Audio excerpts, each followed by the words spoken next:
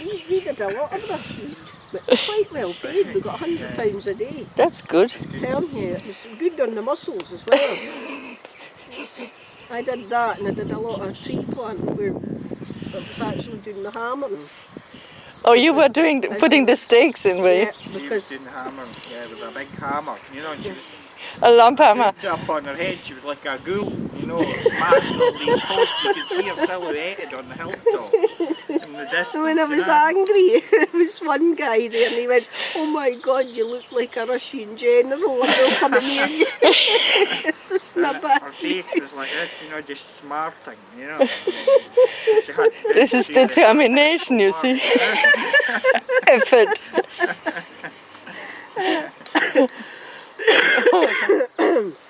It was all right, but some days you just weren't in the mood for it. We processed the frozen berries for going to Germany. They were making What berries? Frozen raspberries. Frozen raspberries.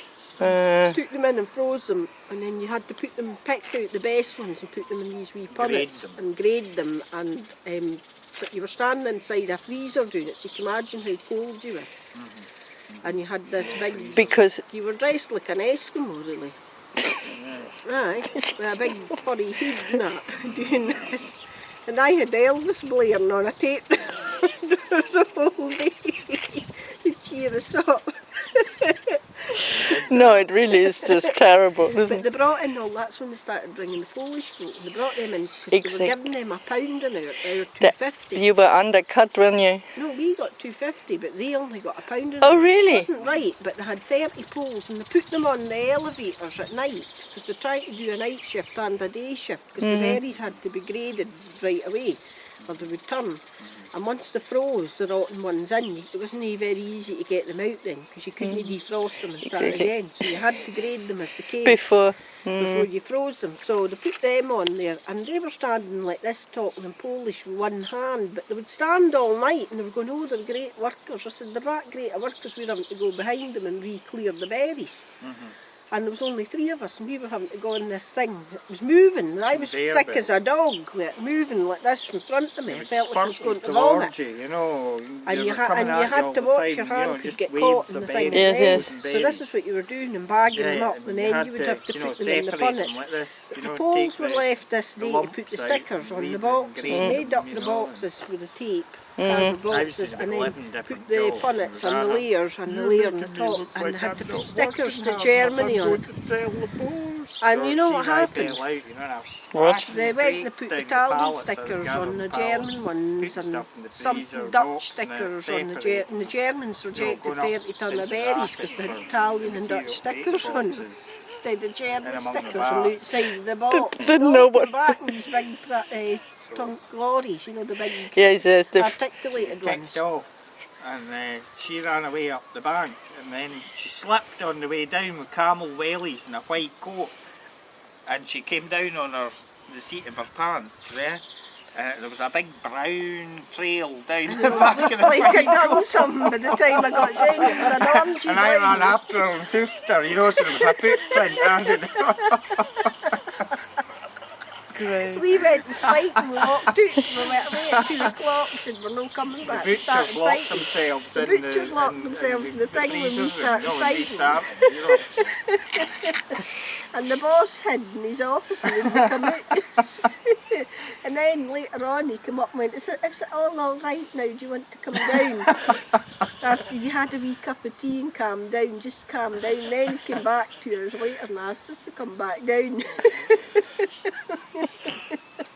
She had me dotting about like, a hummingbird, and she's going, "You're not going fast enough, you're making me look like I'm not working, I'm telling the boss." Never said that. I said, I'm going to tell him it's not my fault.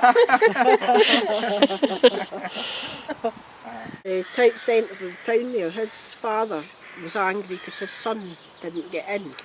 And I got into St Andrews, you see.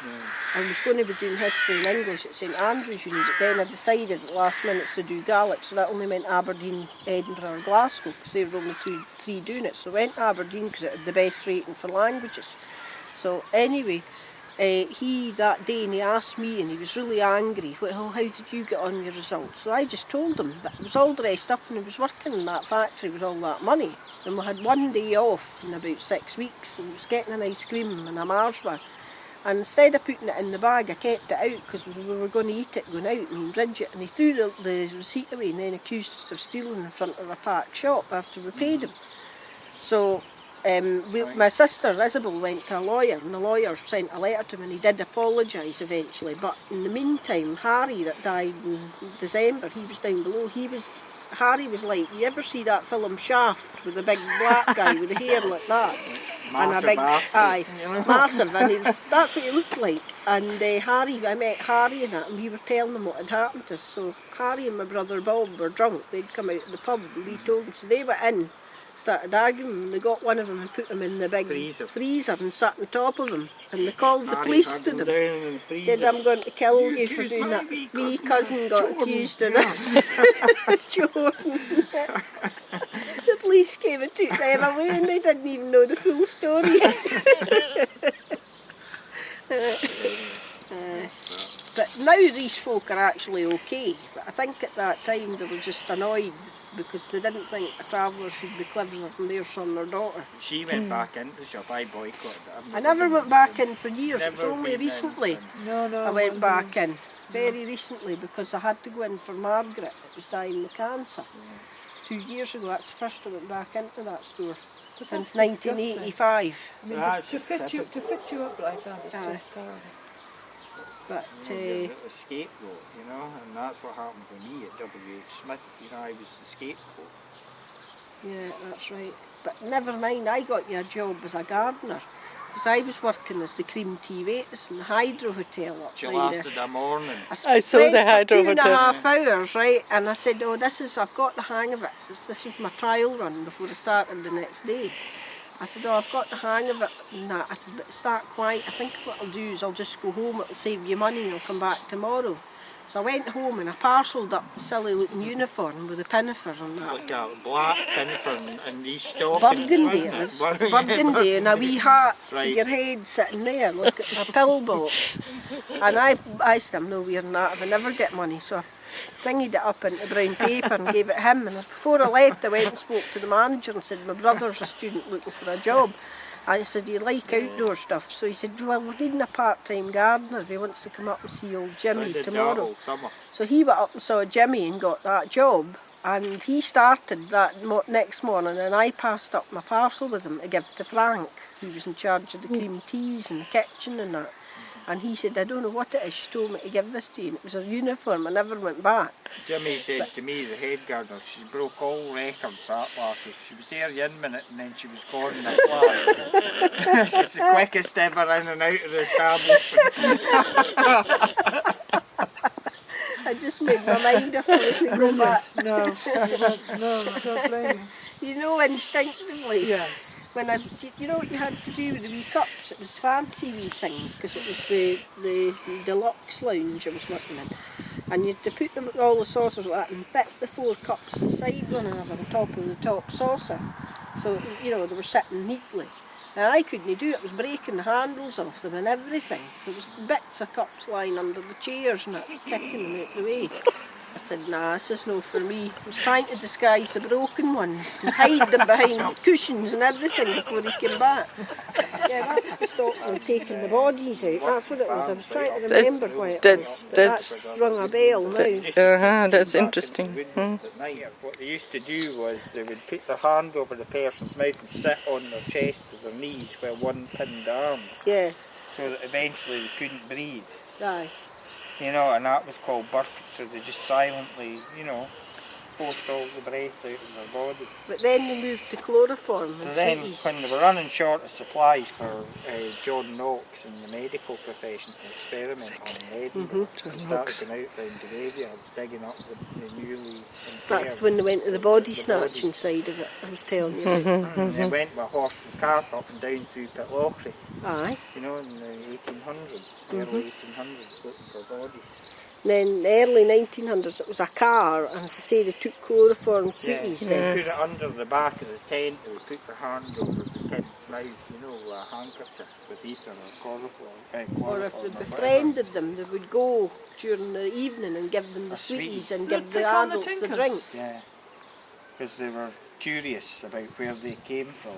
You know. They were dissecting them and doing the experiments on them. They discovered that there was very little problems with them giving birth. Yeah. You know how the settled community had problems in the stages of giving childbearing, and they had very little problems, and they wanted to find out why that was. And one of the things that they attributed it to was the fact that they worked in the fields right up to a few hours before they gave birth. There was none of this lying with their heels up. Then they'd have the baby, because that's get washed in a burn or something, and then put the baby on their back and keep going. yeah, exactly. Not So the not muscles pampered. were well tuned, you know, and it was easy for them to give birth. This was the reason they found was the amount of bending and hard work they were doing. Because it's good for the muscles and you know. Muscles weren't seizing up before Exactly, the birth, like yeah. lying like this, and you seize up, you know.